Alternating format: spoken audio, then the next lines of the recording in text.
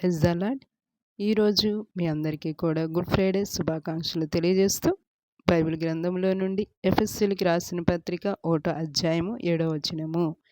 దేవుని కృప మహదైశ్వర్యమును బట్టి ఆ ప్రియునియందు ఆయన రక్తం వలన మనకు విమోచనము అనగా మన అపరాధములకు క్షమాపణ మనకు కలిగి ఉన్నది. ఆమేన్.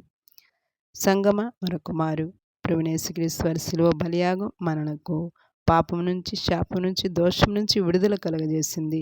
నమ్మని వారితో కూడా ఈరోజు గుడ్ ఫ్రైడే రోజున ఆయన మాట్లాడుతూ ఆయన శిలువ బలియాగం, యేసుక్రీస్తు వారి శిలువలో చేసిన ఆ త్యాగం, ఆ రక్తం చిందించిన విధానం ప్రతి మానవునికి కూడా పాపం నుంచి, శాపం నుంచి, దోషం నుంచి విడుదల కలుగజేసింది.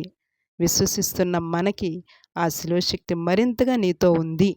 కాబట్టి ఏ కార్యాలు, ఏ అడ్డుబండలు, ఇంకా ఏ విధమైనవి శాపపు కట్లలో ఉన్నామండి అనుకుంటున్నట్లయితే ఈరోజు ఈ గుడ్ ఫ్రైడే రోజు ఆ శిలువ శక్తి నీతో బలంగా పనిచేయునుగాక.